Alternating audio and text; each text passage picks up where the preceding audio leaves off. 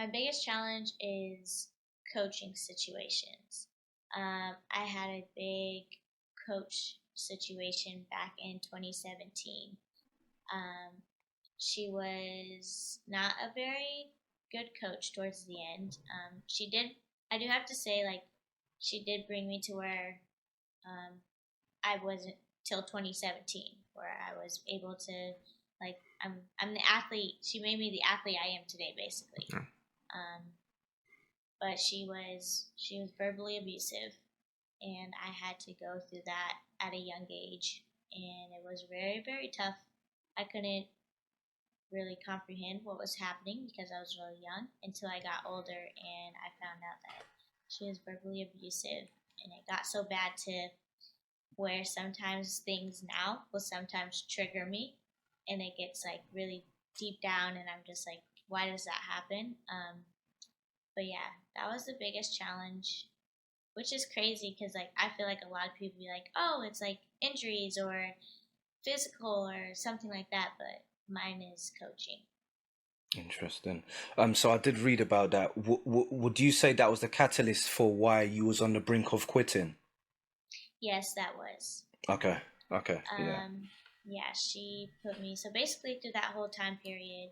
I don't know if you can visualize this, but when I was going through that time period, it was like I was sitting in a box and all I can see were black walls and there was no light at all, like Right. zero light.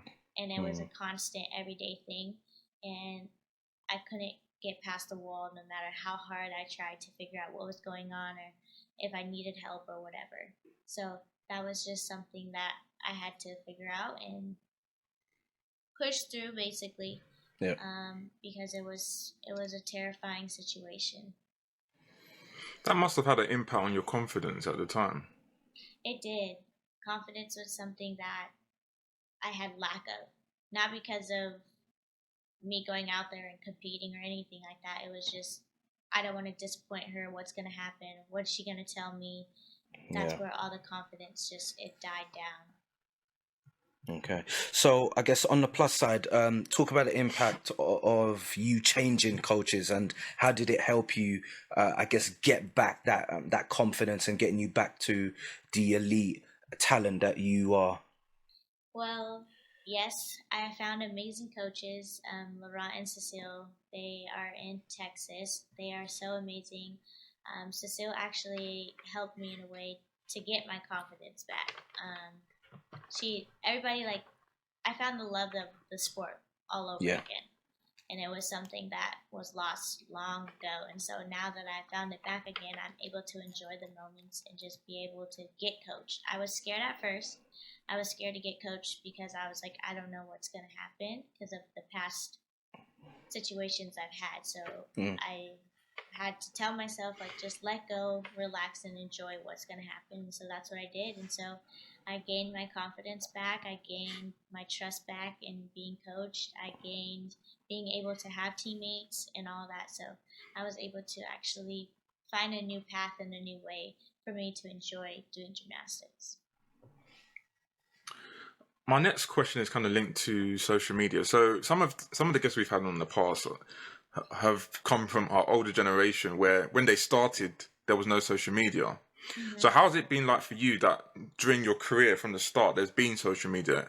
And with that, has there ever been times where maybe some of the comments have triggered thoughts in terms of bad comments?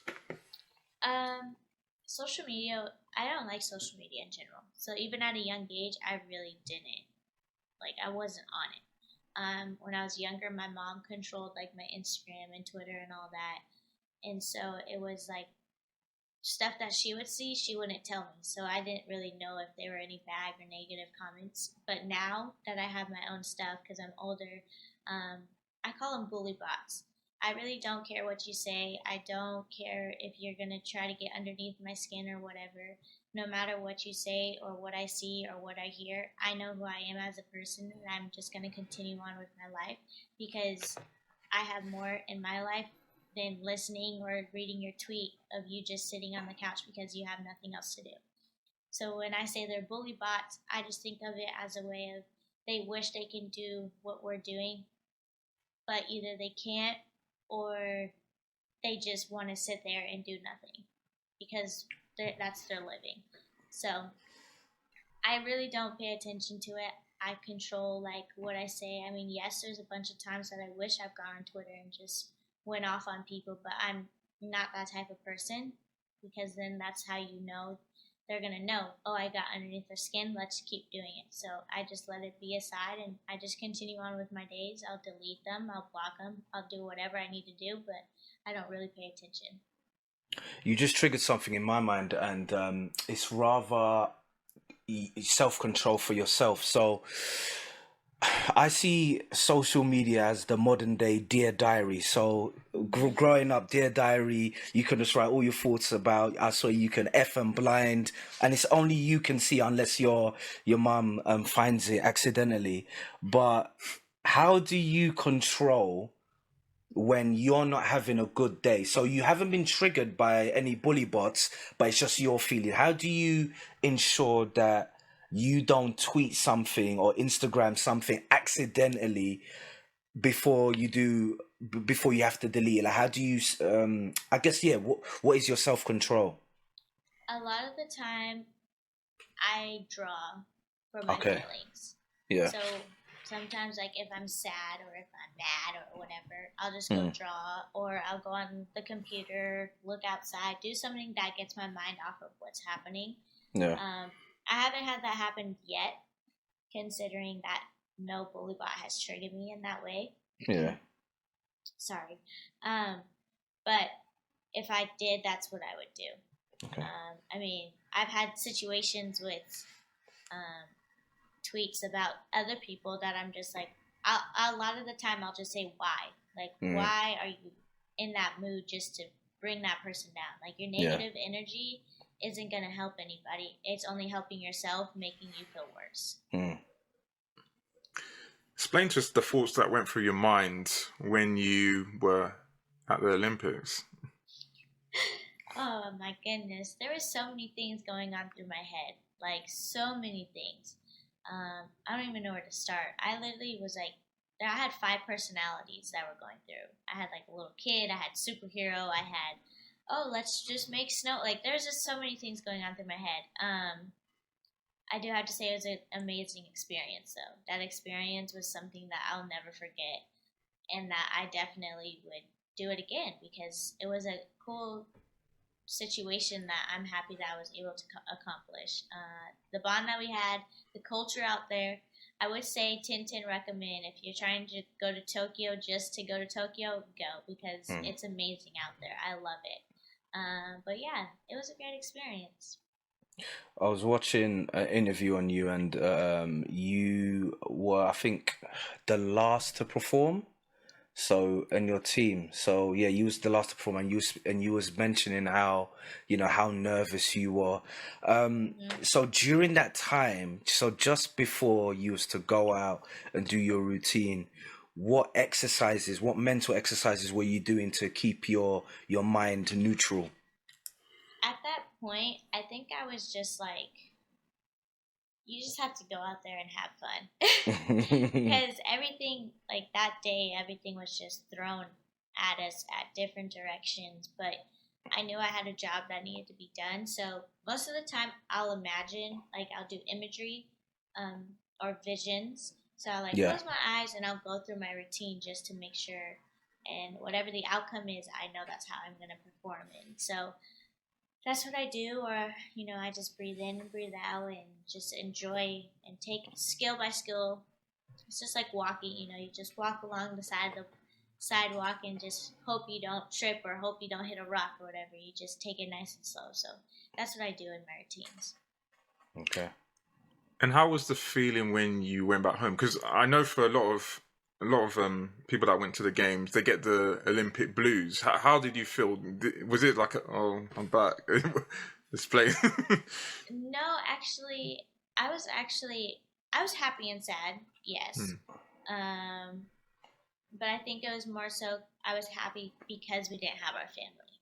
We didn't have fans. We were literally stuck in a hotel room almost like literally the whole entire time because we had so many COVID protocols we had to follow. So I think that's the only reason why I was happy that I was home, because I got to see my family. I got to be able just to be in my bed and be able just to spend time with people that weren't there. The sad part is we were home. I mean, Tokyo was a great experience. That's once in a lifetime thing you'll ever get, is to be at an Olympic Games. So that was the sad part. Okay. So I'm super intrigued on how you deal with the pressure, maybe. Yeah, let's just call it expectations. So let's start from, so you, again, let's go back. You were a precocious talent, you've gone through the ranks, and you've got these expectations, and they are heightened. Everybody's expecting you personally, whether you're part of a team or not, but specifically you, everybody knows you are an elite talent, so there are expectations. So knowing that there are expectations on yourself, but equally the external factor of the media and the fans, etc., and everyone around the world, how do you, and let's be honest, you're still in the infant stage of your career. How are you dealing with that? How are you dealing with that burden on your shoulders rather? Expectation and pressure, I believe, are the worst thing in anybody's life. Only because, I don't understand why people expect so many things out of just one person, knowing that they have other things in their life that are going on. So giving the fact that putting such a hard expectation or putting so much pressure, or just even nagging and pulling at different things throughout their whole lifespan doesn't make sense at all to me, at all. But when it comes to that, I don't pay attention. Like with social media, I don't pay attention to the expectation and pressure. Because a lot of the time, it's me. I'm the one doing it. I'm the one that's going out there and doing it. Like, you're not out there doing a minute 30 balance beam routine or a minute 30 floor routine or running down towards a non-moving object. Like, you're not doing any of those things that we're doing. So putting expectations and having us be basically like your video game, that doesn't make any sense. Like, you can't play a video game and hope that each move that you do in Mortal Kombat, you're gonna hit the person like that. It doesn't work like that, So when it comes to that, I don't pay attention. I get so many Instagram things or Twitter notifications like, you should have done this or you should have done this. Like, okay, I performed how I was supposed to perform. I performed. I went out there and did what I needed to do. I can't control the outcome. I can't control what's happening then. I can't control what's happening after. I just can only control what's happening in that moment. Okay. So that's what I think.